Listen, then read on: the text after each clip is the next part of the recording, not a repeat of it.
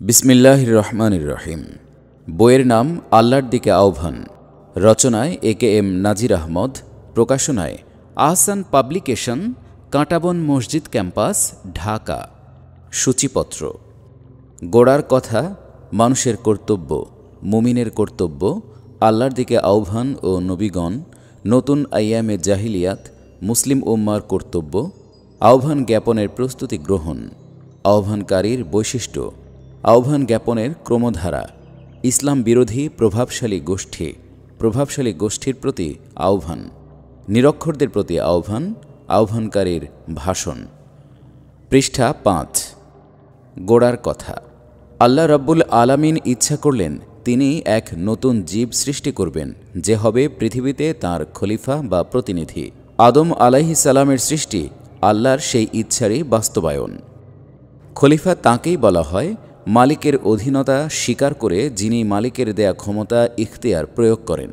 খলিফা কখনো মালিক হতে পারেন না। মালিকের ইচ্ছা অনুযায়ী ক্ষমতা ইখতিয়ার প্রয়োগ করাই হচ্ছে তাঁর কর্তব্য। খলিফারূপে নতুন এক সৃষ্টিকে পৃথিবীতে পাঠানো হবে। আল্লাহর এই সিদ্ধান্ত জানার পর ফিরিস্তাদের মনে খটকা সৃষ্টি হয়। তারা বলে, আপনি কি এমন জীব সৃষ্টি করবেন যে তাতে বিপর্যয় ঘটাবে এবং রক্তপাত করবে? ফিরিস্তাগণ এটা বুঝেছিল যে এই নতুন জীবকে ক্ষমতা ইখতিয়ার দেয়া হবে, তবে এটা তারা কিছুতেই বুঝে উঠতে পারছিল না যে সর্বশক্তিমান আল্লাহ যেখানে বিশ্বজাহানের শৃঙ্খলা বিধান করছেন, সেখানে তার সৃষ্ট কোনো জীব পৃথিবীতে প্রতিষ্ঠিত হলে সেখানকার শৃঙ্খলা বিঘ্নিত না হয়ে পারে কিভাবে? ফিরিস্তাগণ আরও বলেন, আমরাই তো আপনার প্রশংসামূলক তাসবিহ পাঠ এবং আপনার পবিত্রতা বর্ণনার কাজ করছি। আল্লাহ ফিরেশতাদেরকে কোনো ইখতিয়ার দেননি। আল্লাহর কোনো নির্দেশের বিরুদ্ধাচরণ করার ইচ্ছা বা ক্ষমতা তাদের নেই। তাদেরকে বিশ্বজাহানের বিভিন্ন বিভাগের বিভিন্ন কাজে নিযুক্ত করা হয়েছে। তারা তাদের উপর অর্পিত কাজ সঠিকভাবে করে চলছে। তাদের কাজের কোনো ত্রুটিতে অসন্তুষ্ট হয়েই আল্লাহ নতুন সৃষ্টি করছেন কিনা, এটা ছিল তাদের মনের দ্বিতীয় খটকা। পৃষ্ঠা ৬। এই খটকা দূর করার উদ্দেশ্যে আল্লাহ বলেন, নিশ্চয়ই আমি যা জানি তোমরা তা জানো না। এ কথার মাধ্যমে আল্লাহ ফিরিস্তাদেরকে এটা বোঝালেন যে আদম আলাইহিস সালামের সৃষ্টির প্রয়োজনীয়তা ও যৌক্তিকতা অবশ্যই আছে। যে উদ্দেশ্যে ফিরিস্তাদের সৃষ্টি করা হয়েছে সেই উদ্দেশ্যে নয়, বরং ভিন্নতর উদ্দেশ্যে আদম আলাইহিস সালামকে সৃষ্টি করার সিদ্ধান্ত নেওয়া হয়েছে। কোনো সৃষ্ট জীবকে ক্ষমতা ইখতিয়ার দিলে সে যেখানে নিযুক্ত হবে সেখানে শৃঙ্খলা বিনষ্ট না হয়ে পারে কি করে, এই খটকা দূর করার উদ্দেশ্যে আল্লাহ একটি মহড়ার আয়োজন করেন। বিশ্বজাহানের বিভিন্ন বস্তুর নাম বলার জন্য আল্লাহ ফিরিস্তাদের প্রতি আহ্বান জানান। ফিরিস্তাগণ অকপটে স্বীকার করে যে তাদেরকে যেই জিনিসের যতটুকু জ্ঞান দেয়া হয়েছে তার বাইরে তাদের কিছুই জানা নেই। অতঃপর আল্লাহ আদম আলাইহিস সালামকে বললেন, তুমি এদেরকে সব বস্তুর নাম বলে দাও। আদম আলাইহিস সালাম সকল বস্তুর নাম বলে দিলেন।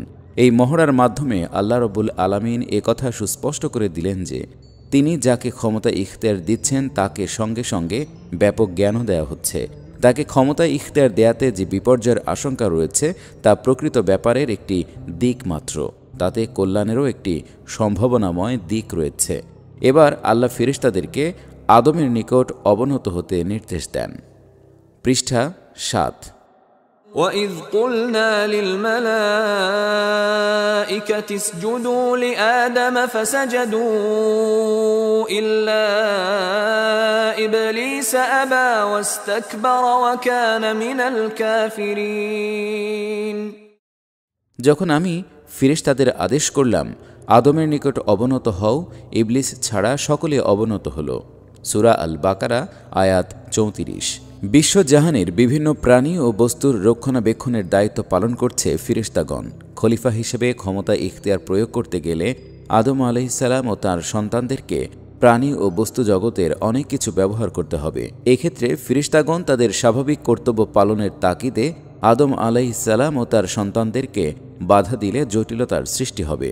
তাই আল্লাহর নিজের পক্ষ থেকেই ফিরিস্তাদেরকে এভাবে আদম আলাইহিস সালামের অনুগত করে দেয়া ছিল বিচক্ষণতারই দাবি।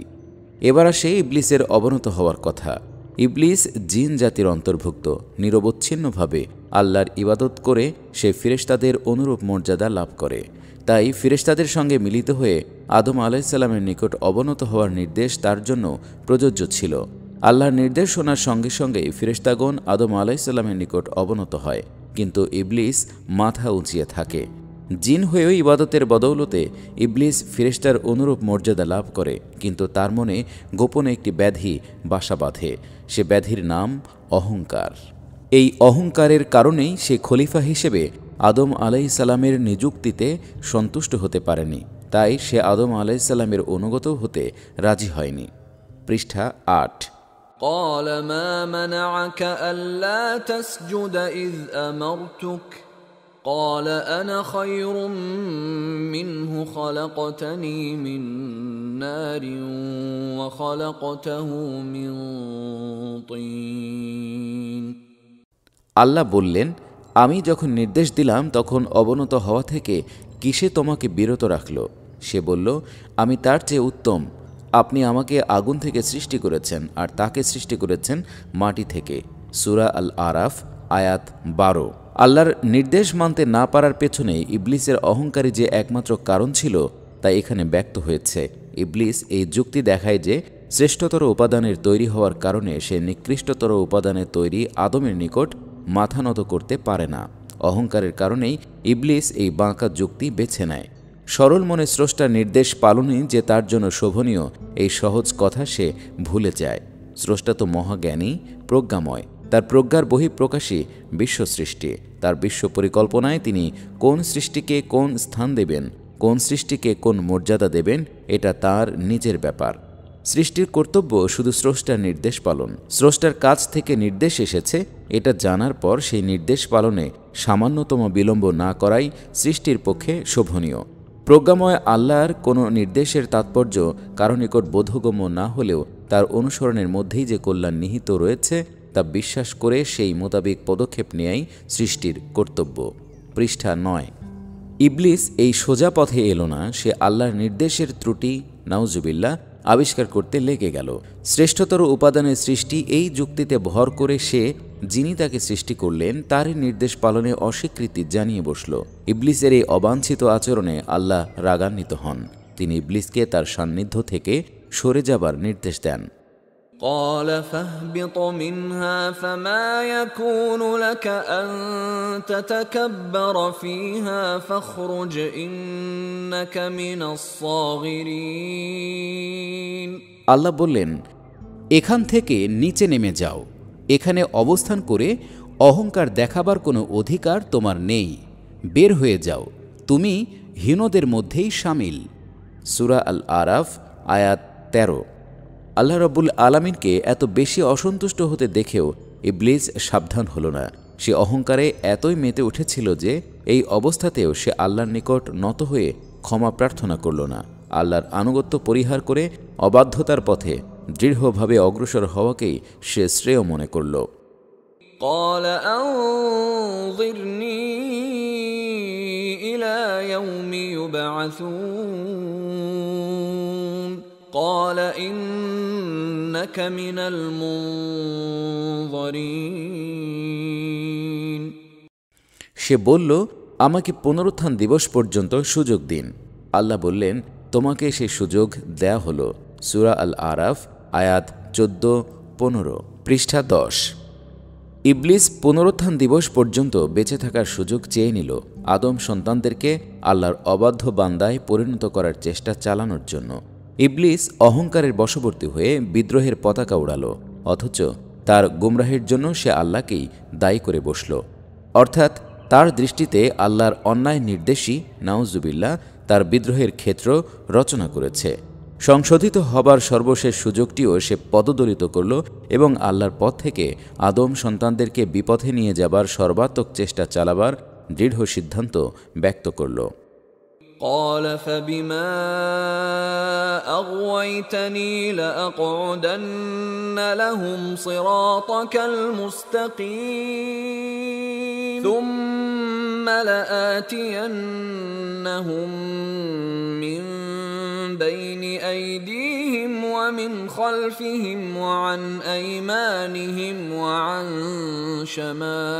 شمائلهم ولا تجد أكثرهم شاكرين সে বলল, আপনি আমাকে গুমরা করেছেন। আমি লোকদের জন্য সিরাতুল মুস্তাকিমের পাশে ওত পেতে থাকব, সম্মুখ পেছন ডান বাম সব দিক থেকেই তাদেরকে ঘিরে ফেলব। আপনি তাদের অনেকেই কৃতজ্ঞ বান্দারূপে পাবেন না। সূরা আল আরাফ আয়াত 16-17। ইবলিসের এসব অধ্যত্বপূর্ণ উক্তির জবাবে আল্লাহ তাকে এক কঠোর সিদ্ধান্ত শুনিয়ে দেন। قال اخرج منها مذءوما مدحورا لمن تبعك منهم لأملأن جهنم منكم أجمعين। পৃষ্ঠা 11। আল্লাহ বললেন, লাঞ্ছিত ও উপেক্ষিত সত্তারূপে বেরিয়ে যাও। লোকদের মধ্যে যারাই তোমরা আনুগত্য করবে আমি তাদেরকে এবং তোমাকে দিয়ে জাহান্নাম ভর্তি করব। সূরা আল আরাফ আয়াত 18। এভাবে দূর অতীতের কোনো এক সময়ে আল্লাহর এক সৃষ্টি ইবলিস আল্লাহর নির্দেশ অমান্য করে বসে এবং আদম আলাইসাল্লাম ও আদম সন্তানদের দুশমনি করাকে জীবনের ব্রত হিসেবে গ্রহণ করে। সেদিন থেকে আদম সন্তানেরা ইবলিসের পক্ষ থেকে চিরস্থায়ী দুশমনির সম্মুখীন। পৃষ্ঠা 12। মানুষের কর্তব্য। আল্লাহ মানুষকে ব্যাপক জ্ঞান দান করেছেন, কিন্তু সেই জ্ঞানও খুবই সীমিত। আল্লাহ রাব্বুল আলামিনের জ্ঞানের তুলনায় সেই জ্ঞান এতই তুচ্ছ যে তা হিসাবের মধ্যেই আসে না। এই সীমিত জ্ঞানের সাহায্যে কোনো নির্ভুল জীবন বিধান রচনা করা মানুষের পক্ষে আদৌ সম্ভব নয়। আবার দুনিয়ায় অবস্থানকালে সঠিক পথের সন্ধান না পেয়ে মানুষ ইবলিসের শিকারে পরিণত হবে, সেটাও আল্লাহর অভিপ্রেত নয়। তাই মানুষের জন্য জীবন বিধান রচনার দায়িত্ব আল্লাহ নিজেই নিয়েছেন। প্রথম মানব আদম আলাইহিসসালাম এবং তার স্ত্রীকে পৃথিবীতে পাঠানোর প্রাক্কালে আল্লাহ মানুষের জন্য জীবন বিধান পাঠানোর ওয়াদা ঘোষণা করেছেন। فَإِمَّا يَأْتِيَنَّكُم مِّنِّي هُدًى فَمَن تَبِعَ هُدَايَ فَلَا خَوْفٌ عَلَيْهِمْ وَلَا هُمْ يَحْزَنُونَ। অতঃপর আমার নিকট থেকে তোমাদের জন্য হিদায়াত আসবে, যারা তা অনুসরণ করে চলবে তাদের ভয় ও চিন্তার কোনো কারণ থাকবে না। সূরা আল বাকারা আয়াত 38। একে তো সীমিত জ্ঞানের অধিকারী হবার কারণে মানুষের পক্ষে কোনো নির্ভুল ও পূর্ণাঙ্গ জীবনবিধান রচনা করা সম্ভবপর নয়। তদুপরি আল্লাহর কাছ থেকে জীবনবিধান আসার পর অন্য কোনো জীবনবিধান রচনা করা এবং সেই মোতাবিক জীবনযাপন করার অধিকারও মানুষের নেই। পৃষ্ঠা 13। আল্লাহ প্রদত্ত জীবনবিধান উপেক্ষা করে মানুষ যদি অন্য কোনো জীবনবিধান রচনা করে এবং সেই অনুযায়ী জীবনযাপন করে, তবে তো মানুষ ইবলিসের যথার্থ শাগরিদেই পরিণত হয়। ইবলিসের মতোই সে বিদ্রোহী বলে গণ্য হয়। তখন ইবলিসের মতোই তার উপরও আল্লাহর অভিশাপ নেমে আসে। ইন্নাদ-দীনা ইনদাল্লাহিল ইসলাম। আল্লাহর নিকট একমাত্র স্বীকৃত জীবন বিধান হচ্ছে আল ইসলাম। সূরা আল ইমরান আয়াত 19। বাস্তব অবস্থা যখন তখন আপন মনের ইচ্ছা বাসনা অথবা অন্য কোনো ব্যক্তির ইচ্ছা বাসনার আনুগত্য না করে মানুষের জন্য শোভনীয় হচ্ছে একমাত্র আল্লাহর ইচ্ছা বাসনার আনুগত্য করা। এছাড়া অন্য কোনো আনুগত্যই আল্লাহর পছন্দনীয় নয়। وَمَن يَبْتَغِ غَيْرَ الْإِسْلَامِ دِينًا فَلَن يُقْبَلَ مِنْهُ وَهُوَ فِي الْآخِرَةِ مِنَ الْخَاسِرِينَ।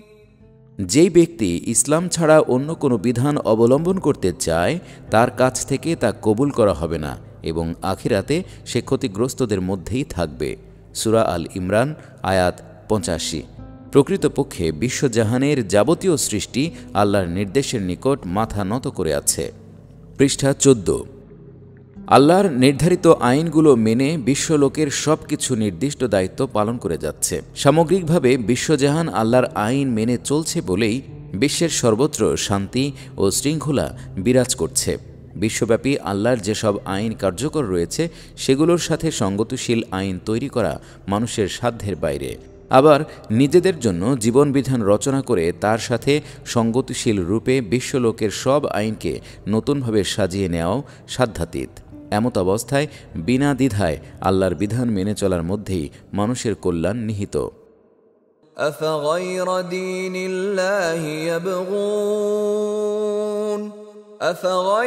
دين الله يبغون وله أسلم من في السماوات والأرض طوعا وكرها وإليه يرجعون।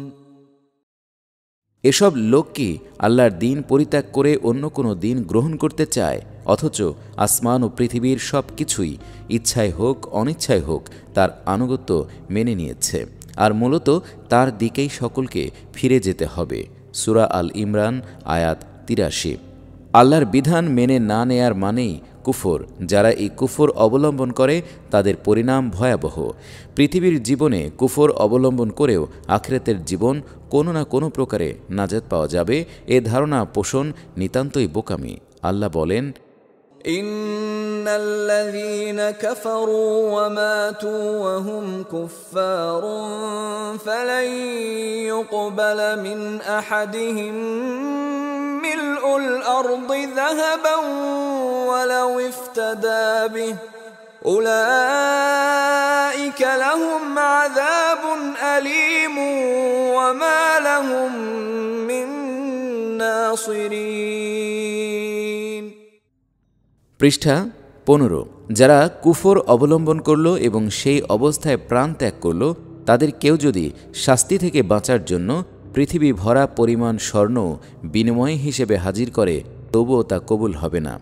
এদের জন্য কষ্টদায়ক শাস্তি নির্ধারিত রয়েছে এবং তাদের কোনো সাহায্যকারী নেই। সূরা আল ইমরান আয়াত ৯১। ইবলিসের দুশমনি থেকে আত্মরক্ষা করা ও আখিরাতের আযাব থেকে নাজাত পাওয়ার উপায় হচ্ছে বিশুদ্ধ মন নিয়ে আল্লাহর নিকট আত্মসমর্পণ করা এবং আল্লাহর বিধান মোতাবেক জীবন গড়ে তোলা। আত্মরক্ষার এই নির্ভুল পথে রাব্বুল আলামিন বিশ্ব মানবতাকে আহ্বান জানাচ্ছেন এভাবে, يا أيها الناس قد جاءكم الرسول بالحق من ربكم فآمنوا خيرا لكم। হে মানব জাতি, এই রাসূল তোমাদের রবের নিকট থেকে সত্য বিধান সহ এসেছে, তোমরা ঈমান আনো, এতেই তোমাদের কল্যাণ। সূরা আন-নিসা আয়াত ১৭০। পৃষ্ঠা ১৬। মুমিনের কর্তব্য। আল্লাহ ও রাসূলের প্রতি ঈমান এনে কেবল ব্যক্তি চরিত্র গঠনের তৎপরতা চালিয়েই কোনো ব্যক্তি আল ইসলামের পূর্ণাঙ্গ দাবি পরিপূরণ করতে পারে না। ইসলাম শুধুমাত্র ব্যক্তি জীবন নিয়ন্ত্রণ করার কিছু নিয়ম কানুনের নাম নয়, এটি একটি সর্বব্যাপ্ত জীবনবিধান। জীবনের সকল বিভাগ সম্পর্কেই তার রয়েছে সুস্পষ্ট পথনির্দেশ। ব্যক্তি জীবনে ইসলামের কিছু নিয়মকানুন মেনে চলা যতখানি সহজ, সমাজ জীবনে ইসলামের অনুশাসন প্রবর্তন করা ততখানি কঠিন। পথের এই কঠিনতা দূর করেই আল্লাহর অনুগত বান্দাদেরকে সমাজের সকল ক্ষেত্রে ইসলামকে বিজয়ী আদর্শরূপে প্রতিষ্ঠিত করতে হয়। একেই বলা হয় ইকামতে দিন। ইকামতে দিন কোনো সহজসাধ্য কাজ নয়, এর জন্য প্রয়োজন পরিকল্পিত বিরামহীন সংগ্রাম। ইকামতে দিনের জন্য পরিচালিত সর্বাত্মক সংগ্রামকেই আল কুরআন আল জিহাদ ফি সাবিলিল্লাহ বা আল্লাহর পথে জিহাদ নামে আখ্যায়িত করেছে। বাংলা ভাষায় একেই বলা হয় ইসলামী আন্দোলন। ইকামতে দিনের উদ্দেশ্যে পরিচালিত সকল কর্মকাণ্ড বিশ্লেষণ করলে সর্বপ্রথম যেই বিষয়টির উপর স্বাভাবিকভাবেই দৃষ্টি নিবদ্ধ হয় তা হচ্ছে আদ-দাওয়াতু ইলাল্লাহ বা আল্লাহর দিকে আহ্বান। ইসলামী জীবনবিধান প্রতিষ্ঠার জন্য নিজে আল্লাহর প্রতি ঈমান পোষণ করাই যথেষ্ট নয়, সেই ঈমানের আলো অন্যদের মাঝে বিকশিত করাও একান্ত প্রয়োজন।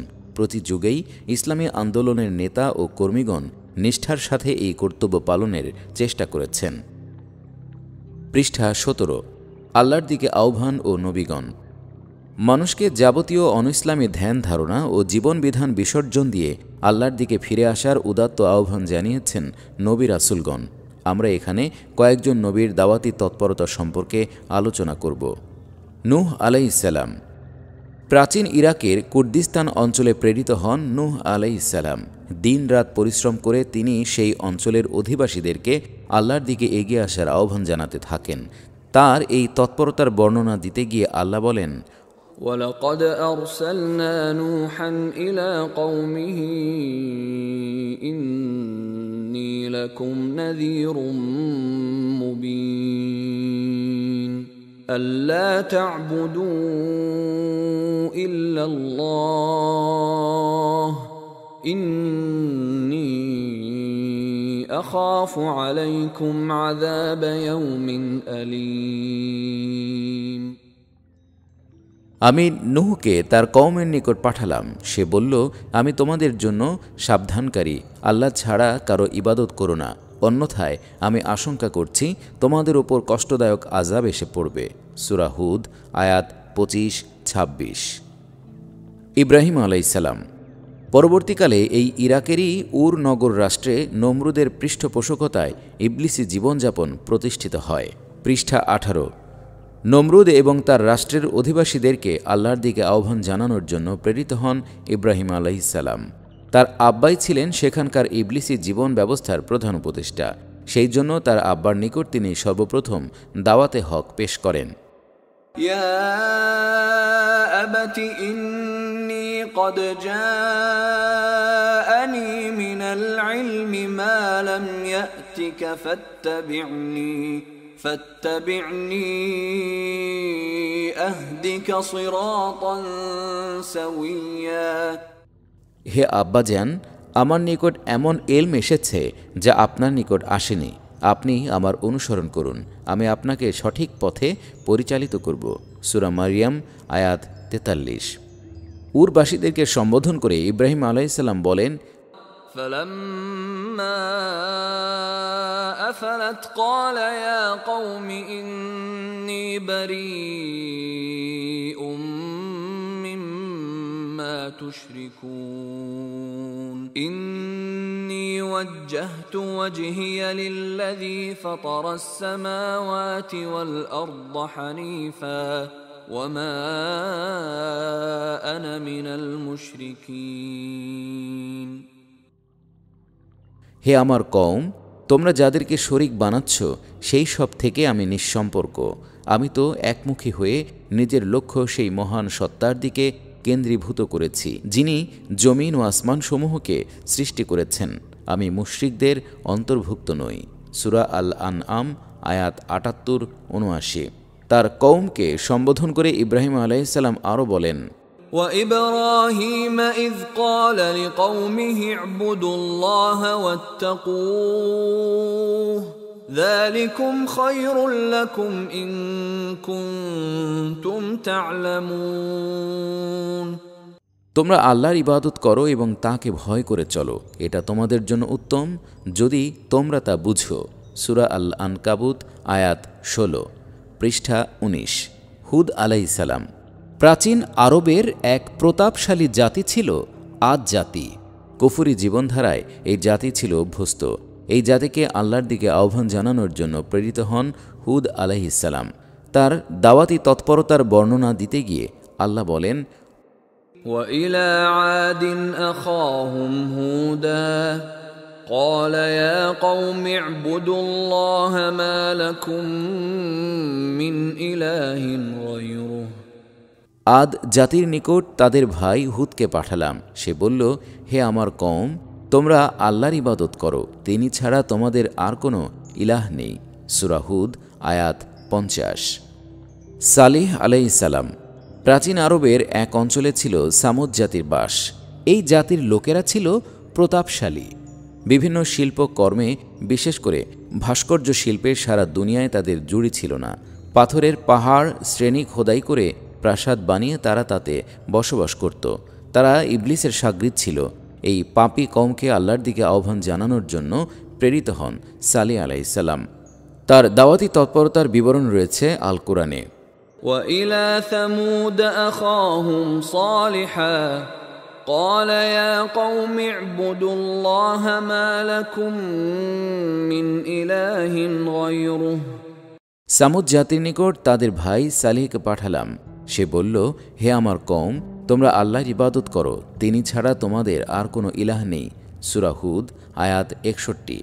পৃষ্ঠা ২০। শুআয়ব আলাইহিসসালাম। আরবের আরেক প্রাচীন জনগোষ্ঠীর নাম ছিল মাদিয়ান জাতি। তাবুক এবং এর নিকটবর্তী বিস্তৃত এলাকা জুড়ে ছিল এদের বাস। তারাও আল্লাহকে ভুলে নানা পাপাচারে ডুবে গিয়েছিল। তাদেরকে আল্লাহর দিকে আহ্বান জানাবার জন্য প্রেরিত হন শুআয়ব আলাইহিস সালাম।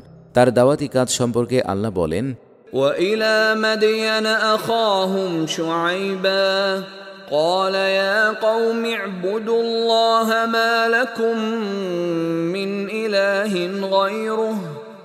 মাদিয়ান জাতির নিকট তাদের ভাই শুআয়বকে পাঠালাম। সে বলল, হে আমার কওম, আল্লাহর ইবাদত করো, তিনি ছাড়া তোমাদের আর কোনো ইলাহ নেই। সূরা হুদ আয়াত ৮৪।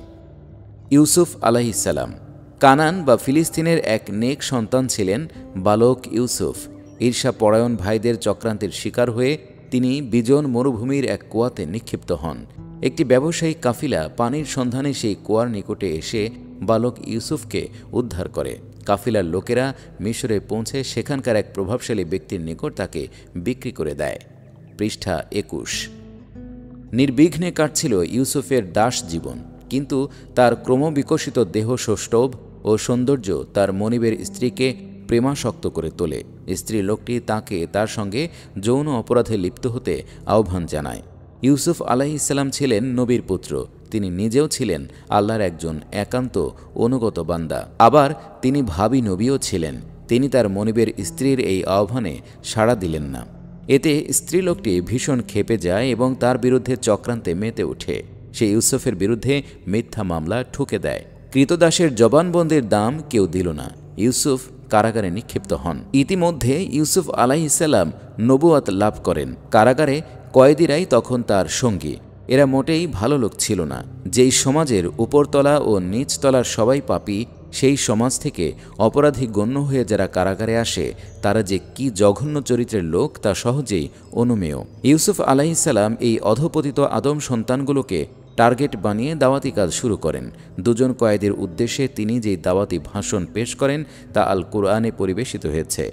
ভাষণের একাংশে তিনি বলেন, পৃষ্ঠা ২২, ইনিল হুকমু ইল্লা লিল্লাহ আমারা আল্লা তা'বুদু ইল্লা ইয়্যাহ যালিকা আদ-দীনুল কাইয়্যিম ওয়ালাকিন্না আকসারান-নাসি লা ইয়া'লামুন। সার্বভৌমত্ব আল্লাহ ছাড়া আর কারো নয়। তার নির্দেশ, তাকে বাদে তোমরা আর কারো ইবাদত করবে না, এটাই মজবুত জীবন ব্যবস্থা, অথচ অধিকাংশ লোকই তা জানে না। সূরা ইউসুফ আয়াত ৪০। ইউসুফ আলাইহিস সালাম পরবর্তী সময়ে মিশরের শাসক হন। তার শাসনকালে বনি ইসরায়েল কানান বা ফিলিস্তিন থেকে মিশরে এসে বসবাস শুরু করে। মুসা আলাইহিস সালাম। দেখতে না দেখতে কেটে গেল কয়েক শতাব্দী। ইতিমধ্যে বনি ইসরায়েল পাপাচারী জাতিতে পরিণত হয়। মিশরের জালিম ফেরাউনের সাথেও তাদের সম্পর্ক তিক্ত হয়ে ওঠে। এই সময়ে মুসা আলাইহিস সালাম মিশরে প্রেরিত হন। তার সামনে একদিকে ছিল বনি ইসরায়েল, অন্যদিকে ছিল ফিরাউন ও তার সম্প্রদায়। উভয় সম্প্রদায়কে আল্লাহর দিকে আহ্বান জানানোর দায়িত্ব অর্পিত হল তার উপর। وَلَقَدْ أَرْسَلْنَا مُوسَى بِآيَاتِنَا أَنْ أَخْرِجْ قَوْمَكَ مِنَ الظُّلُمَاتِ إِلَى النُّورِ وَذَكِّرْهُمْ। আমি নিদর্শনাদি সহ মুসাকে পাঠালাম। তাকে নির্দেশ দিলাম, তোমার কওমকে অন্ধকার থেকে আলোর দিকে নিয়ে আসো। সূরা ইব্রাহিম আয়াত ৫৫। اذهب إلى فرعون إنه طغى। ফেরাউনের নিকট যাও, নিশ্চয়ই সে অবাধ্যতায় সীমা ছাড়িয়ে গেছে। সূরা তহা আয়াত ২৪। পৃষ্ঠা ২৩। মুসা আলাইহিস সালাম ফিরাউনকে সম্বোধন করে বললেন, أن أدوا إلي عباد الله إني لكم رسول أمين وأن لا تعلوا على الله إني آتيكم بسلطان مبين। মুসা বলল, আল্লাহর বান্দাদেরকে আমার হাতে সঁপে দাও, আমি তোমাদের জন্য বিশ্বস্ত রাসূল। আল্লাহর উপর নিজের প্রাধান্য জাহির করতে যেও না, আমি তোমাদের সামনে সুস্পষ্ট সনদ পেশ করছি। সূরা আদ-দুখান আয়াত 18-19। ঈসা আলাইহিসসালাম। ফিলিস্তিনে আবির্ভূত হন ঈসা আলাইহিসসালাম। তিনি তার কওমকে আল্লাহর দিকে আহ্বান জানাতে গিয়ে বলেন, وَإِنَّ اللَّهَ رَبِّي وَرَبُّكُمْ فَاعْبُدُوهُ هَذَا صِرَاطٌ مُسْتَقِيمٌ। নিশ্চয়ই আল্লাহ আমার রব এবং তোমাদেরও রব, অতএব তাঁরই ইবাদত করো এবং এটাই সরল সঠিক পথ। সূরা মারিয়াম আয়াত 36। মুহাম্মদুর রাসূলুল্লাহ সাল্লাল্লাহু আলাইহি ওয়াসাল্লাম। নবুয়তের তাসবিহমালার সর্বশেষ দানা মুহাম্মদুর রাসূলুল্লাহ সাল্লাল্লাহু আলাইহি ওয়াসাল্লাম। তিনি শেষ নবী, আবার বিশ্ব নবীও। আজকের পৃথিবীর সব মানুষের জন্যই তাকে রাসূল করে পাঠানো হয়েছে। পৃষ্ঠা 24। মুহাম্মদুর রাসূলুল্লাহ সাল্লাল্লাহু আলাইহি ওয়াসাল্লাম 23 বছর ধরে নিরবচ্ছিন্ন সংগ্রাম চালিয়ে ইসলামী সমাজ প্রতিষ্ঠিত করে গেছেন। তার কর্মকাণ্ড বিশ্লেষণ করলে প্রথমেই যেই বুনিয়াদী বিষয়টি আমাদের দৃষ্টি আকর্ষণ করে তা হচ্ছে আদ-দাওয়াতু ইলাল্লাহ, অর্থাৎ আল্লাহর দিকে আহ্বান। এই দায়িত্ব পালনের নির্দেশ দিয়ে আল্লাহ তাঁর প্রতি অনেকগুলো আয়াত নাজিল করেন। প্রথম ওহী প্রাপ্তির প্রতিক্রিয়া সামলাতে গিয়ে মুহাম্মদুর রাসূলুল্লাহ সাল্লাল্লাহু আলাইহি ওয়াসাল্লাম চাদর মুড়ে দিয়ে রয়েছিলেন। সেই সময়টিতে গুরুগম্ভীর নির্দেশ এলো, ইয়া আইয়ুহাল মুদ্দাসসির কুম ফাআনযির ওয়া রাব্বাকা ফাকাব্বির। হে আবৃত ব্যক্তি, উঠো, লোকদেরকে সাবধান করো, তোমার রবের বড়ত্ব শ্রেষ্ঠত্ব প্রকাশ করো। সূরা আল মুদ্দাসির আয়াত 1-3। অন্যত্র বলা হচ্ছে, ইয়া আইয়ুহার রাসূল বাল্লিগ মা উনজিলা ইলাইকা মির রাব্বিক ওয়া ইল্লাম তাফআল ফামা বাল্লাগতা রিসালাতাহ। হে রাসূল, তোমার রবের নিকট থেকে যা কিছু নাজিল করা হয়েছে তা লোকদের নিকট পৌঁছিয়ে দাও। যদি তুমি তা না করো তবে তো রিসালাতের দায়িত্বই পালন করলে না। সূরা আল মায়েদা আয়াত 67। উদউ ইলা সাবিলি রাব্বিকা বিল হিকমাতি ওয়াল মাউইযাতিল হাসানাতি ওয়াজাদিলহুম বিল্লাতী হিয়া আহসান। তোমার রবের পথে লোকদেরকে ডাকো হিকমাহ ও উত্তম বক্তব্য সহকারে, আর যুক্তি প্রদর্শন করো সর্বোত্তম পদ্ধতিতে। সূরা আন-নাহল আয়াত 125।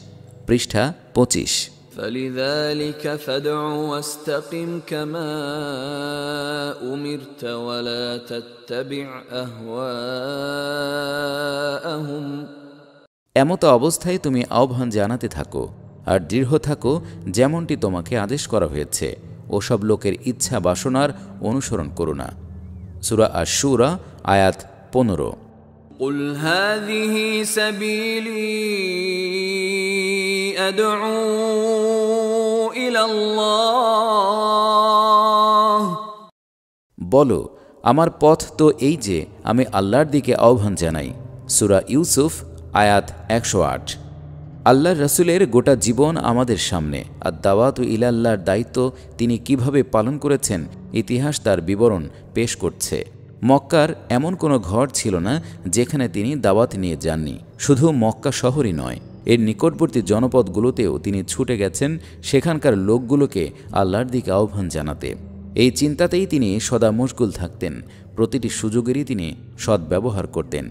এ কাজে তিনি এত বেশি একাগ্রচিত্ত ছিলেন যে লোকেরা তাঁর এই অবস্থাকে স্বাভাবিক অবস্থা বলে ভাবতেই পারত না। তাই তাদের কেউ কেউ তাকে বলতো মাজনুন বা পাগল। তিনি পাগল ছিলেন না, ছিলেন কর্তব্য পালনে পাগলপাড়া। তার দাওয়াতের মোদ্দা কথা ছিল, পৃষ্ঠা 26, আল্লা তা'বুদু ইল্লাল্লাহ ইন্নানী লাকুম মিনহু নাযীরুন ওয়া বাশীর ওয়া আনিস্তাগফিরু রাব্বাকুম সুম্মা তুবু ইলাইহি ইউমাত্তি'কুম মাতা'আন হাসানান ইলা আজালিন মুসাম্মান ওয়া ইউ'তি কুল্লা যী ফাদলিন ফাদলাহু وإن تولوا فإني أخاف عليكم عذاب يوم كبير إلى الله مرجعكم وهو على كل شيء قدير। তোমরা আল্লাহ ছাড়া আর কারো ইবাদত করো না, আমি তারই তরফ হতে তোমাদের জন্য ভয় প্রদর্শনকারী এবং সুসংবাদদাতারূপে আবির্ভূত। তোমরা তোমাদের রবের নিকট ক্ষমা প্রার্থনা করো, তাঁরই দিকে ফিরে আসো। তিনি নির্দিষ্ট কাল পর্যন্ত তোমাদেরকে উত্তম জীবন সামগ্রী দেবেন। অনুগ্রহ পাওয়ার মতো প্রত্যেক ব্যক্তিকে অনুগ্রহ করবেন, কিন্তু তোমরা মুখ ফিরিয়ে নিলে আমি তোমাদের জন্য এক বড় ভীষণ দিনের আযাব সম্পর্কে ভয় করছি। তোমাদেরকে আল্লাহর দিকে ফিরে যেতে হবে, তিনি সব কিছুর ওপর ক্ষমতাবান। সূরা হুদ আয়াত 2-4।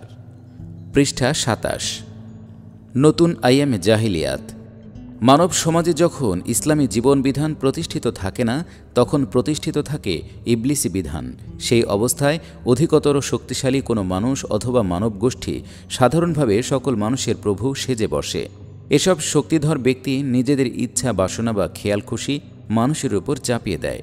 অচিরেই সমাজ জুলুম নির্যাতনের জাতাকলে নিষ্পেষিত হতে শুরু করে। এসব মানুষের পক্ষে যেহেতু সত্য ও ন্যায়ের সঠিক মানদণ্ড নির্ণয় করা সম্ভব হয় না, সেহেতু অনেক ক্ষেত্রেই অসত্য সত্যে বরং অন্যায় ন্যায় পরিণত হয়ে যায়। পাপ পুণ্যের তারতম্য মনের গভীরে অবস্থান করলেও বাস্তব জীবনে তা আর বড্ড একটা দেখা যায় না। ফলে জেনা, নারী ধর্ষণ, মদপান, নরহত্যা ও সম্পদ হরণের মতো বড় পাপ কাজগুলোও সাধারণ ব্যাপারে পরিণত হয়। সমাজে বেহায়াপনা ও উলঙ্গপনা বেড়ে যায়। সংস্কৃতির নামে নাচ ও অশ্লীল গান প্রচলিত হয়। সমাজের শিল্প, সাহিত্য ও গণমাধ্যমগুলো যৌন সুরসুরি দেওয়ার হাতিয়ারে পরিণত হয়। দেশের শিক্ষা হয়ে পড়ে উদ্দেশ্যহীন। মানুষেরা হয়ে ওঠে চরমভাবে আত্মপূজারী। শোষণের আকাঙ্ক্ষা মানুষকে পেয়ে বসে। এমতাবস্থায় অপরাপর জন্তু, জানোয়ার আর মানুষের মধ্যে পার্থক্য বড্ড একটা থাকে না। এই অবস্থারই নাম আইয়ামে জাহিলিয়াত। মানব সমাজে যখনই আইয়ামে জাহিলিয়াত জেকে বসেছে, তখনই আল্লাহ নবী রাসূল পাঠিয়েছেন। পৃষ্ঠা 28। ঈসাই ষষ্ঠ শতাব্দীর পুঞ্জীভূত জাহিলিয়াত দূর করার জন্য আল্লাহ রাব্বুল আলামিন সপ্তম শতাব্দীর শুরুতে মুহাম্মদুর রাসূলুল্লাহ সাল্লাল্লাহু আলাইহি ওয়াসাল্লামকে নবুয়ত দেন। সুদীর্ঘ 23 বছর সংগ্রাম করে তিনি গোটা আরবের বুক থেকে জাহিলিয়াত অপসারিত করে ইসলামের শ্রেষ্ঠত্ব ও সৌন্দর্যের বিকাশ ঘটান। মদিনা ইসলামী রাষ্ট্রের সুন্দরতম পরিবেশ দুনিয়ার সুবিস্তৃত অঞ্চলের মানুষের মানবিক চেতনা নতুনভাবে জাগিয়ে তোলে। অল্প সময়ের মধ্যে 3টি মহাদেশের বিশাল এলাকার অধিবাসীগণ ইসলামী জীবনবিধান গ্রহণ করে। এই অবস্থা দেখে সেদিন ইবলিসের চেহারা নিশ্চয়ই কালো হয়ে গিয়েছিল। ইবলিস তার চক্রান্ত চালাতে থাকে। মানুষের মনে মনে নানাবিধ সন্দেহ, সংশয়, দ্বিধা, দ্বন্দ্ব এবং খটকা সৃষ্টি করে সে ধীরে ধীরে মানুষকে ইসলাম থেকে অনেক দূরে সরিয়ে নেয়। মানুষের মনে সে এমন সব ধ্যান ধারণা সৃষ্টি করে যার ফলে মানুষ নাস্তিকতাবাদ, সংশয়বাদ, সর্বেশ্বরবাদ, বহু ঈশ্বরবাদ, ধর্ম নিরপেক্ষতাবাদ, ব্যক্তি স্বাতন্ত্র্যবাদ, সমাজবাদ প্রভৃতির গোলক ধাঁধায় পড়ে যায়। আল্লাহ প্রদত্ত জীবন বিধানের প্রতি কেউ কেউ দেখায় উদাসীনতা, কেউ বা ঘোষণা করে বিদ্রোহ। সমাজ জীবন থেকে ইসলাম দূরে সরে গেল। এরই ফলশ্রুতিতে সমাজ আজকের চেহারা লাভ করেছে। পৃষ্ঠা 29। সামগ্রিকভাবে পৃথিবীর সর্বত্র আজ মানুষের ওপর মানুষের প্রভুত্ব চলছে। বিভিন্ন ইজমের স্টিম রোলার মানুষকে নিষ্পেষিত করছে। শান্তি ও স্বস্তির আজ দারুণ অভাব। মানুষের কোনো মূল্য নেই। খুন খারাপি চলছে ব্যাপকভাবে। মদের ব্যবসা জমজমাট। মাতালের অভাব নেই। অবৈধ যৌনাচার সাধারণ ব্যাপার হয়ে দাঁড়িয়েছে। জারজ সন্তানের ভারে পৃথিবীর অঙ্গন কেঁপে উঠছে। যৌনতাই আজকের সাহিত্য ও সংস্কৃতির প্রধান বিষয়। আজকের সঙ্গীতগুলোতে যৌনতারই প্রাধান্য। শিক্ষা অঙ্গনে চলছে নৈতিকতা বিবর্জিত শিক্ষার দৌরাত্ম্য। আজকের চিন্তাবিদদের অনেকেই মানুষকে বাঁদরের সন্তান প্রমাণ করতেই ব্যস্ত। জোর যার মুল্লুক তার নীতি চলছে সবখানে। আধিপত্য বিস্তারের লক্ষ্যে মিনিটের মধ্যে কয়েক লক্ষ লোক ধ্বংস করার জন্য অ্যাটম বোমা ও হাইড্রোজেন বোমা সাজিয়ে রাখা হয়েছে সারি সারি। নিউট্রন বোমা তৈরির কাজ চলছে। চারদিকে আজ অশান্তি, অস্বস্তি, অসাম্য, অনিয়ম, অনৈতিকতা, ভাঙন আর ধ্বংসযজ্ঞ।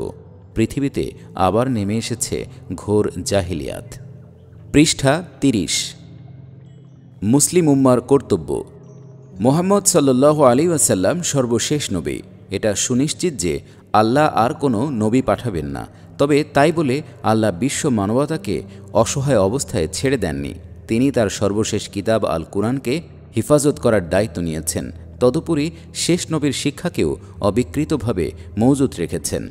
নবীর অবর্তমানে আল কুরআন এবং নবীর শিক্ষাকে অবলম্বন করে এই নতুন জাহিলিয়ার বিরুদ্ধে সংগ্রাম চালাতে হবে নবীর অনুসারীদেরকে। জাহিলিয়ার সয়লাবে ডুবে যাওয়ার পরিণতি সম্পর্কে লোকদেরকে সাবধান করা এবং তাদেরকে আল্লাহর দিকে আহ্বান জানানো এমন প্রত্যেক ব্যক্তিরই অবশ্য কর্তব্য যে আল কুরআনের সাথে পরিচিত হয়েছে। সংগ্রাম ছাড়া ইবলিসের দুশমনের হাত থেকে বেঁচে থাকা সম্ভব নয়। ইবলিসি চিন্তা, ইবলিসি মন মানসিকতা এবং ইবলিসি কার্যকলাপ থেকে নিজকে ও সমাজের অপরাপর মানুষকে পবিত্র করার সংগ্রাম চালানোই মুক্তির পথ।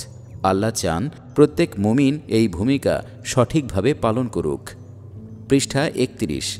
যেই মুমিন আল্লাহর দিকে লোকদেরকে আহ্বান জানানোর কাজে আত্মনিয়োগ করে আল্লাহ তাকে ভালোবাসেন। যেই কথাগুলো দ্বারা একজন মুমিন সমাজের মানুষকে আল্লাহর দিকে ডাকে সেই কথাগুলোকে আল্লাহ আল কুরআনে সর্বোত্তম কথা বলে উল্লেখ করেছেন। ومن أحسن قولا ممن دعا إلى الله وعمل صالحا وقال إنني من المسلمين। অর্থাৎ সেই ব্যক্তির কথা থেকে কার কথা উত্তম যে আল্লাহর দিকে ডাকল, নেক আমল করল এবং ঘোষণা করল নিশ্চয়ই আমি মুসলিমদের অন্তর্ভুক্ত। সূরা হামিম আস-সাজদা আয়াত ৩৩। পৃষ্ঠা ৩২। আহ্বান জ্ঞাপনের প্রস্তুতি গ্রহণ। একদিন আবদুল্লাহ ইবনুল আব্বাস রাদিয়াল্লাহু তাআলা আনহু-এর নিকট এক ব্যক্তি এসে বলল, আমি ন্যায়ের আদেশ এবং অন্যায়ের নিষেধের কাজ করতে চাই। আবদুল্লাহ ইবনুল আব্বাস রাদিয়াল্লাহু তাআলা আনহু বললেন, তুমি কি এই কাজের উপযুক্ততা অর্জন করেছ? সে বলল, আমি তো তাই আশা করি। আবদুল্লাহ ইবনুল আব্বাস রাদিয়াল্লাহু তাআলা আনহু বললেন, আল্লাহর কিতাবের ৩টি আয়াতের অসম্মান করার আশঙ্কা না থাকলে তুমি এ কাজে নামতে পারো। সে বলল, ওগুলো কোন কোন আয়াত? আবদুল্লাহ ইবনুল আব্বাস বললেন, আতা'মুরুনান নাস বিল বিররি ওয়া তানসাউনা আনফুসাকুম। তোমরা কি লোকদেরকে ভালো কাজের কথা বলো অথচ নিজেরা তা ভুলে যাও? এর উপর কি ভালোভাবে আমল করেছ? সে বলল, না। আবদুল্লাহ ইবনুল আব্বাস রাদিয়াল্লাহু তাআলা আনহু বললেন, লিমা তাকুলুনা মা লা তাফআলুন। তোমরা এমন কথা কেন বলো যা নিজেরা করো না? এর উপর কি ভালোভাবে আমল করেছ? সে বলল, না। আবদুল্লাহ ইবনুল আব্বাস রাদিয়াল্লাহু তাআলা আনহু বললেন, মা উরিদু আন উখালিফাকুম ইলা মা আনহাকুম আন। আমার ইচ্ছা এটা নয় যে আমি তোমাদেরকে যা নিষেধ করি তা নিজে করব। তুমি কি এর উপর ভালোভাবে আমল করেছ? সে বলল, না। আবদুল্লাহ ইবনুল আব্বাস রাদিয়াল্লাহু তাআলা আনহু বলেন, তাহলে তোমার নিজের উপরেই প্রথমে দাওয়াতের কাজ শুরু করো। পৃষ্ঠা ৩৩। বস্তুত মুখে ভালো কথা আর চরিত্রে খারাপ বৈশিষ্ট্য নিয়ে দাওয়াতি কাজ করা পণ্ডশ্রম মাত্র। দাওয়াতি কাজে কৃতকার্য হতে হলে ইসলামের রঙে নিজের চরিত্র ও আচরণ রাঙিয়ে নিতে হবে। ব্যক্তির মুখ ও চরিত্র যখন একই কথা বলে তখন তার প্রভাব হয় অনেক বেশি। পৃষ্ঠা ৩৪। আহ্বানকারীর বৈশিষ্ট্য। আহ্বানকারী এক কঠিন দায়িত্ব পালন করতে সংকল্পবদ্ধ, কিন্তু এই কঠিন দায়িত্ব পালনের ক্ষেত্রে সফল হওয়া সোজা ব্যাপার নয়। মনে রাখা দরকার যে মানুষ আহ্বানকারীর মুখের কথা শুনে যতখানি ইসলামী জীবন বিধানের প্রতি আস্থাবান হয়ে ওঠে তার চেয়ে বেশি আস্থাবান হয় আহ্বানকারীর জীবনের সুন্দর বৈশিষ্ট্যগুলো দেখে। বস্তুত আহ্বান জ্ঞাপন তৎপরতায় টিকে থাকা এবং সফলতা অর্জনের জন্য আহ্বানকারীর জীবনে নিম্নোক্ত বৈশিষ্ট্যগুলোর সমাবেশ একান্ত প্রয়োজন। ১. আহ্বানকারীকে অবশ্যই ইসলামী জীবন দর্শন ও জীবন বিধান সম্পর্কে যথার্থ জ্ঞানের অধিকারী হতে হবে। ২.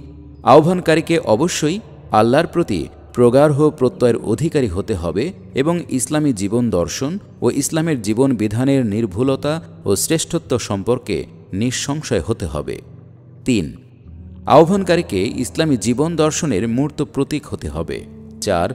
আহ্বানকারীকে আল্লাহর জমিনে আল্লাহর সার্বভৌমত্ব প্রতিষ্ঠার সংগ্রামকে জীবন মিশন রূপে গ্রহণ করতে হবে। ৫. আল্লাহর সন্তোষ অর্জনকেই সমগ্র তৎপরতার কেন্দ্রবিন্দু বানাতে হবে। পৃষ্ঠা ৩৫। ৬. আহ্বানকারীকে কঠোর পরিশ্রমী ও কষ্ট সহিষ্ণু হতে হবে। ৭. আহ্বানকারীকে উদার চিত্ত ও মানব হিতৈষী হতে হবে। ৮. আল্লাহর সার্বভৌমত্ব প্রতিষ্ঠার সংগ্রামে প্রয়োজনে নিজের জীবন বিলিয়ে দেওয়ার মানসিক প্রস্তুতিও আহ্বানকারীর থাকতে হবে। ৯.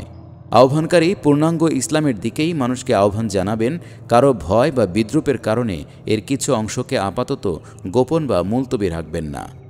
১০. আহ্বানকারীকে সর্বাবস্থায় উত্তেজনা পরিহার করে চলতে হবে। মনে রাখতে হবে, কারো আক্রমণাত্মক উক্তিতে বা কোনো অস্বস্তিকর পরিস্থিতিতে উত্তেজিত হয়ে পড়া পরাজয়েরই নামান্তর। ১১. আহ্বানকারীকে ত্বরা প্রবণতা পরিহার করতে হবে। মনে রাখা দরকার, সমাজ পরিবর্তনের আগে মানুষের চরিত্রে পরিবর্তন আনতে হবে এবং মানুষের চরিত্রে পরিবর্তন আনার আগে তাদের চিন্তাধারায় পরিবর্তন আনতে হবে। এ পরিবর্তন আনয়ন সময় সাপেক্ষ ব্যাপার। ১২. আহ্বানকারীকে সর্বাবস্থায় আল্লাহর উপর নির্ভরশীল থাকতে হবে। কোনো অবস্থাতেই আল্লাহ ছাড়া অন্য কারো সাহায্যের উপর বিন্দু পরিমাণও ভরসা রাখা যাবে না। পৃষ্ঠা ৩৬। আহ্বান জ্ঞাপনের ক্রমধারা। আল্লাহ রাব্বুল আলামিন মুমিনদেরকে হিকমাহ বা বিজ্ঞানসম্মত কর্মপদ্ধতি অবলম্বন করে তার দিকে লোকদেরকে আহ্বান জানাবার নির্দেশ দিয়েছেন। আল্লাহর নির্দেশ অবহেলা করে যেন তেনভাবে দাওয়াত পরিবেশন করতে থাকলে সুফল পাওয়ার সম্ভাবনা আদৌ নেই।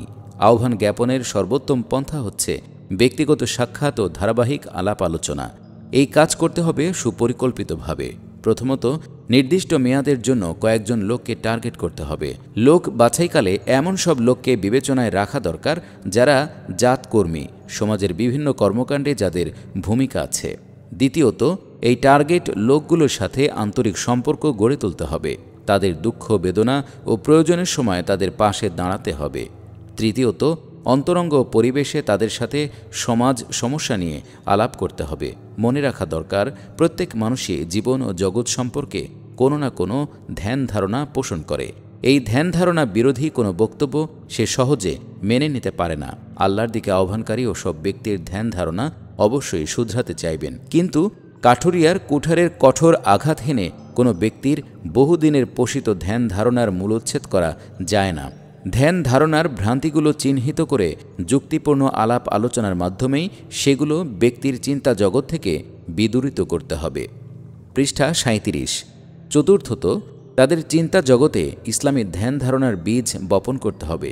ইসলামী জীবন দর্শন ও ইসলামী জীবন বিধানের সাথে তাদেরকে পরিচিত করে তুলতে হবে। ইসলামের শ্রেষ্ঠত্ব ও সৌন্দর্য উপলব্ধি করতে পারলে তার স্বীকৃতি দেবে না মানব প্রকৃতি সাধারণত এমনটি নয়। পঞ্চমত, তাদেরকে ইসলামী আন্দোলনের প্রয়োজনীয়তা সম্পর্কে সচেতন করে তুলতে হবে। আল জিহাদ ফি সাবিলিল্লাহ সম্পর্কে তাদেরকে সুস্পষ্ট ধারণা দিতে হবে, আর তাদেরকে পরিচিত করে তুলতে হবে ইসলামী আন্দোলনের বিশেষ মেজাজের সঙ্গে। ষষ্ঠত, তাদেরকে সংগঠনের অপরিহার্যতা বোঝাতে হবে।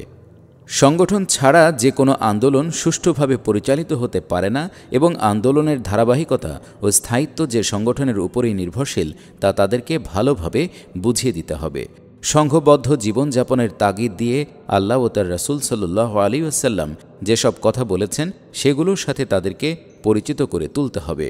তদুপরি সংগঠনের লক্ষ্য, কর্মসূচি, কর্মপদ্ধতি, সাংগঠনিক কাঠামো, নেতা নির্বাচন পদ্ধতি, নেতার মর্যাদা ও ভূমিকা, নেতা কর্মীর সম্পর্ক, কর্মীদের পারস্পরিক সম্পর্ক, আনুগত্য, পরামর্শদান পদ্ধতি এবং ইহতিসাব গঠনমূলক সমালোচনা পদ্ধতি সম্পর্কে তাদেরকে পুরোপুরিভাবে ওয়াকিবহাল করে তুলতে হবে। পৃষ্ঠা ৩৮। ইসলাম বিরোধী প্রভাবশালী গোষ্ঠী। এটা অত্যন্ত দুঃখজনক যে যুগে যুগে বিভিন্ন দেশের প্রভাবশালী গোষ্ঠীর বৃহদাংশ ইসলামী আন্দোলনের সাথে একাত্ম হতে পারেনি, বরং তারা ইসলামী আন্দোলনকে নস্যাৎ করার জন্য চক্রান্ত জালি বিস্তার করেছে। বানোয়াট কথাবার্তা ছড়িয়ে তারা ইসলামী আন্দোলন ও আন্দোলনের নেতৃত্ব সম্পর্কে জনগণের মনে বিভ্রান্তি সৃষ্টির চেষ্টা করেছে। তাদের ধনবল ও জনবল ইসলামের প্রচার ও প্রসারের কাজে লাগেনি, বরং এর বিরোধিতার কাজেই ব্যয়িত হয়েছে। এদের সম্পর্কেই নূহ আলাইহিস সালাম আল্লাহ রাব্বুল আলামিনকে সম্বোধন করে বলেন, قال نوح رب إنهم عصوني واتبعوا من لم يزده ماله وولده إلا خسارا ومكروا مكرا كبارا হে আমাদের রব, ওরা আমার কথা প্রত্যাখ্যান করেছে এবং সেই সব ব্যক্তিদের অনুসরণ করেছে যারা ধন সম্পদ ও সন্তান লাভ করে অধিকতর ব্যর্থকাম হয়েছে। এরা বড় রকমের চক্রান্তের জাল বিস্তার করেছে। সূরা নূহ আয়াত ২১-২২। প্রভাবশালী গোষ্ঠী তাদের মন মগজে নানা রকমের আজগুবি ধ্যান ধারণা পোষণ করে এবং সেগুলো জনগণের মাঝে প্রচারও করে। এতে জনগণ প্রভাবিত হয়। অতীতের বহু প্রভাবশালী গোষ্ঠী ফিরেশতার পরিবর্তে মানুষকে নবী করে পাঠানো পছন্দ করতে পারেনি। আবার মানুষ নবীর মাঝে অসাধারণ ও অলৌকিক কিছু না দেখলে তাকে নবী হিসেবে গ্রহণ করতেও তারা দ্বিধাগ্রস্ত ছিল। তাদের মনে হয়তো এসব ধারণাই প্রকট ছিল যে নবী হবেন এমন ব্যক্তি যিনি ফুঁ দিলে পানিতে আগুন ধরবে, তিনি পানির উপর দিয়ে হাঁটবেন, তিনি ইশারা করলে গাছপালা তার নিকট ছুটে আসবে, তিনি সিংহ বা বাঘের উপর সওয়ার হয়ে শহরে গ্রামে গঞ্জে ঘুরবেন, তিনি চোখ রাঙালে সব দুশ্মন জ্বলে পড়ে ছাই হয়ে যাবে, তিনি হাসলে সোনাদানা ছড়িয়ে পড়বে চারদিকে, তার শান শওকাত দেখে রাজা বাদশারাও লজ্জা পাবে, সমাজের টপ ক্লাস লোকগুলোই তার চারধারে জড়ো হবে এবং সাধারণ মানুষেরা তাদের দারিদ্র্য ও অসহায়ত্ব নিয়ে বহু দূরে অবস্থান করে ফ্যাল করে তার দিকে তাকিয়ে থাকবে ইত্যাদি। পৃষ্ঠা ৩৯। নবীর পবিত্র জীবন, তার পরিবেশিত নির্ভুল জীবন দর্শন তাদের নিকট মোটেই গুরুত্বপূর্ণ বিষয় ছিল না। তাদের আজগুবি ধ্যান ধারণার সাথে নবী জীবনের মিল খুঁজে না পেয়ে তারা নবীর বিরুদ্ধে অপপ্রচারে মেতে উঠত। আল্লাহর নবী নূহ আলাইহিসসালামের বিরুদ্ধেও সেই সমাজের প্রভাবশালী মহল এই ধরনের হীন তৎপরতায় লিপ্ত হয়েছিল। নবীকে সম্বোধন করেও তারা জঘন্য মন্তব্য করত। فقال الملأ الذين كفروا من قومه ما نراك إلا بشرا مثلنا وما نراك اتبعك إلا الذين هم أراذلنا بادي الرأي وما نرى لكم علينا من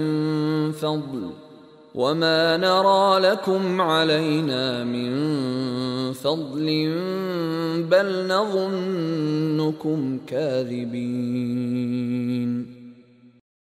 তার কওমের কাফির সর্দারেরা বলল, আমরা তো তোমাকে আমাদের মতোই একজন সাধারণ মানুষ দেখছি। আমরা আরও দেখছি যে আমাদের মধ্যে যারা নীচ হীন তারাই না বুঝে শুনে তোমার অনুসারী হয়েছে। কোনো দিক দিয়েই তো তোমাদেরকে আমাদের চেয়ে শ্রেষ্ঠ দেখছি না।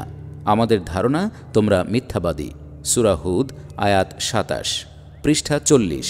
এই প্রভাবশালী মহলের আরেক বৈশিষ্ট্য হল এরা জালিম শাসকের হাত শক্তিশালী করে এবং ইসলামী আন্দোলনের গতিরোধ করার জন্য জালিম শাসককে উস্কানি দেয়। মুসা আলাইহিসসালাম যখন মিশরের বুকে আল্লাহর দ্বীনের দাওয়াত পেশ করতে থাকেন, তখন সেখানকার প্রভাবশালী ব্যক্তিবর্গ মুসা আলাইহিসসালামকে প্রতিহত করার জন্য ফিরআউনকে উস্কানি দিতে থাকে। وقال الملأ من قوم فرعون أتذر موسى وقومه ليفسدوا في الأرض ويذرك وآلهتك।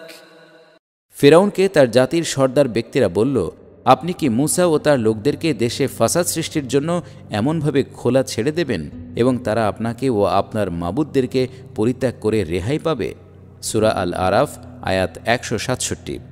কুফরি সমাজ ব্যবস্থার সুযোগ গ্রহণ করে যারা অবৈধভাবে প্রচুর ধন সম্পদ মজুদ করে, তারা নতুন সমাজ ব্যবস্থায় এই সুযোগ থেকে বঞ্চিত হবার আশঙ্কায় প্রচলিত সমাজ ব্যবস্থা পরিবর্তনের বিরোধী। আল্লাহর সার্বভৌমত্ব প্রতিষ্ঠিত হলে তাদের শোষণ বিধান বহাল থাকবে না বিধায় তারা ইসলামী আন্দোলনের জোর বিরোধিতা করতে থাকে। এদের সম্পর্কেই আল্লাহ রব্বুল আলামিন বলেন, وكذلك ما أرسلنا من قبلك في قرية من نذير إلا قال مترفوها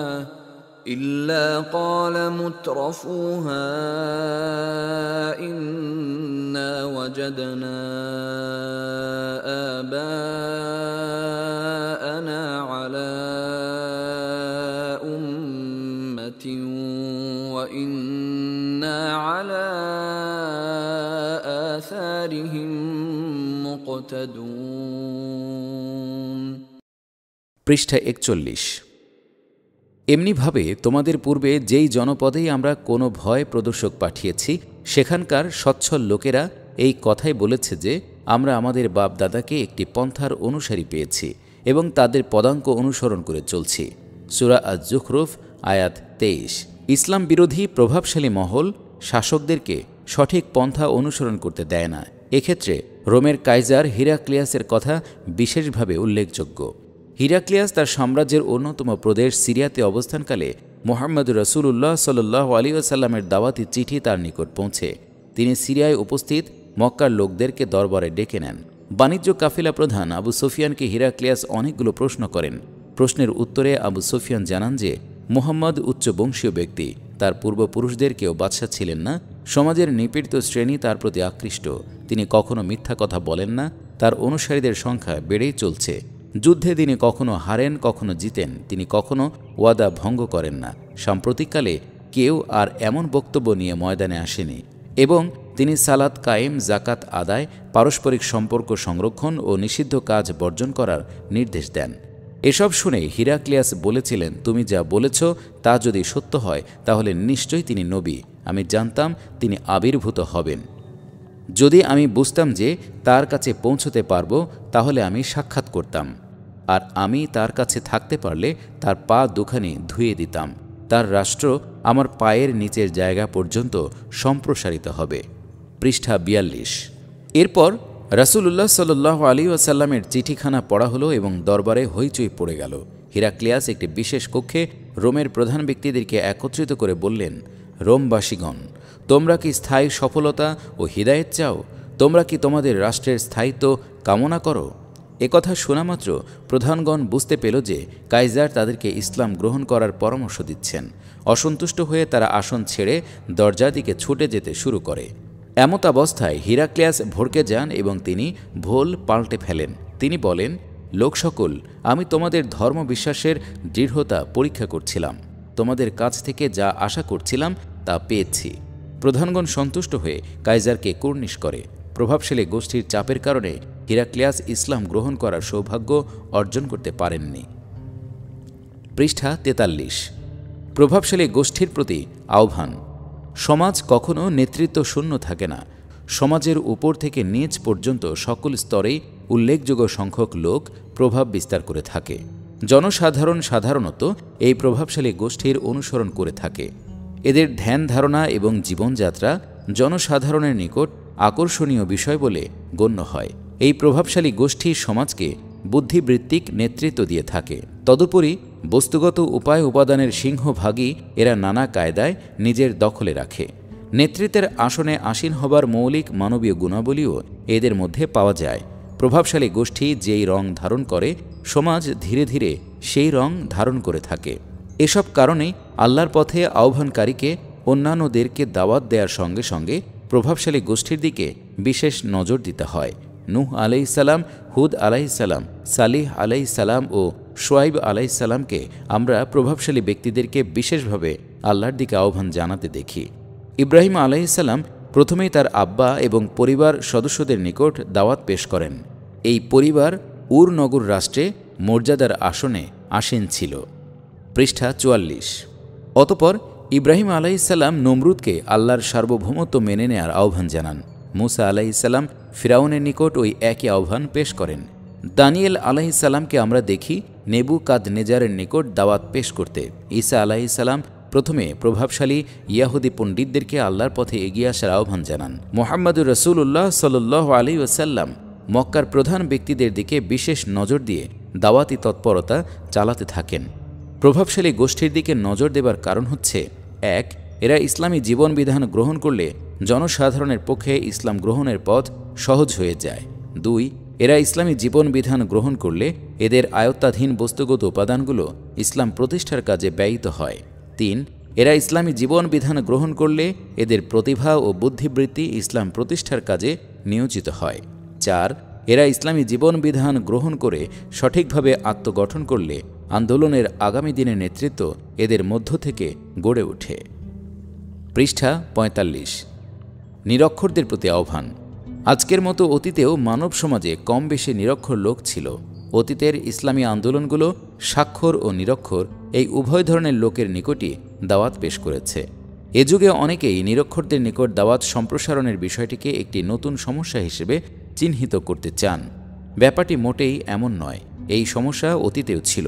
আল কোরআনে সমস্যার সমাধানও রয়েছে। শেষ নবী মুহাম্মদ সাল্লাল্লাহু আলাইহি ওয়াসাল্লাম যেই সমাজে ইসলামী আন্দোলন সূচনা ও পরিচালনা করেছিলেন, সেই সমাজের বেশিরভাগ লোকই ছিল নিরক্ষর। কাজেই তাঁর পরিচালিত ইসলামী আন্দোলন ও সংঘটিত বিপ্লবের মাঝেই নিরক্ষরদের মধ্যে কাজ করার পদ্ধতি লুকিয়ে রয়েছে। هو الذي بعث في الأميين رسولا منهم يتلو عليهم آياته ويزكيهم ويعلمهم الكتاب والحكمة وإن كانوا من قبل لفي ضلال مبين। তিনি সেই সত্তা, নিরক্ষরদের মধ্যে তাদের মধ্য থেকে একজন রাসূল আবির্ভূত করেছেন, তাদেরকে তার আয়াতসমূহ পড়ে শোনাতে, তাদেরকে পবিত্র করতে এবং তাদেরকে কিতাব ও কর্মকৌশল শিক্ষা দিতে।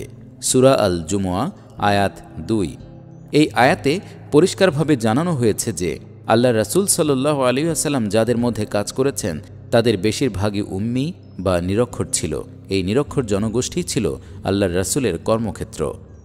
পৃষ্ঠা 46। আল্লাহ রাসূল সাল্লাল্লাহু আলাইহি ওয়াসাল্লাম নিরক্ষরদের মাঝে যেই সব কাজ করতেন তা হচ্ছে: 1. আল্লাহর আয়াতসমূহ পড়ে শোনানো। 2. ঈমান আনয়নকারীদের তাজকিয়া, অর্থাৎ তাদের ধ্যান ধারণা, কথাবার্তা, পোশাক পরিচ্ছদ, খানাপিনা, কাজকর্ম এবং পারস্পরিক লেনদেন থেকে যাবতীয় মলিনতা ও অপবিত্রতা দূর করে তাদেরকে উন্নত মানের ব্যক্তিরূপে গঠন। 3. আল্লাহর কিতাবের লক্ষ্য ও উদ্দেশ্য এবং সেই উদ্দেশ্য হাসিলের কর্মকৌশল শেখানো। এই আয়াতের আলোকে যেই বিষয়টি বিশেষভাবে বিবেচ্য তা হচ্ছে এই যে আল্লাহ রাসূল সাল্লাল্লাহু আলাইহি ওয়াসাল্লাম নিরক্ষর জনগোষ্ঠীকে আল্লাহর বাণী পড়ে শোনাতেন, অর্থাৎ তিনি মৌখিকভাবে আল কোরআন পেশ করতেন আর আল কোরআনের শিক্ষার আলোকে চরিত্র গঠনের জন্য লোকদেরকে উদ্বুদ্ধ করতেন। আজকের যুগেও আল্লাহর দিকে আহ্বানকারীদেরকে সরাসরি নিরক্ষরদের নিকট পৌঁছতে হবে এবং ইসলামের শিক্ষাসমূহ অত্যন্ত সুস্পষ্ট ও বোধগম্য ভাষায় মৌখিকভাবে তাদের নিকট উপস্থাপন করতে হবে। পৃষ্ঠা 47। আহ্বানকারীর ভাষণ। আহ্বানকারীর ভাষণে প্রধানত নিম্নোক্ত বৈশিষ্ট্যগুলো থাকা প্রয়োজন। 1. আল্লাহর দিকে আহ্বানকারী আল কোরআনের আয়াত এবং রাসূলুল্লাহ সাল্লাল্লাহু আলাইহি ওয়াসাল্লামের বাণী পরিবেশন করে লোকদের আপন ভাষায় তার ব্যাখ্যা বিশ্লেষণ করবেন। এজন্য আহ্বানকারীকে আল কোরআন সহিভাবে পড়তে পারার যোগ্যতা অর্জন করতে হবে। 2. আহ্বানকারীর ভাষার মান শ্রোতাদের সমঝ শক্তির অনুরূপ হওয়া আবশ্যক। সহজ, সরল ও সুস্পষ্ট ভাষায় বক্তব্য পরিবেশন করতে হবে। 3. তার্কিকের তর্ক পদ্ধতি অবলম্বন না করে বিশ্বজাহান ও মানব অস্তিত্বের বিভিন্ন নিদর্শন থেকে উদাহরণ ও যুক্তি পরিবেশন করে বক্তব্যকে জোরালো করতে হবে। তর্কের ধূম্রজাল সৃষ্টি করে শ্রোতাদেরকে বিহ্বল না করে সহজ যুক্তি দ্বারা তাদের চিন্তার দিগন্ত খুলে দিতে হবে। 4. সংযত ভাষায় বক্তব্য রাখতে হবে। দায়িত্বহীন উক্তি ও উস্কানিমূলক ভাষা পরিহার করতে হবে। সমাপ্ত।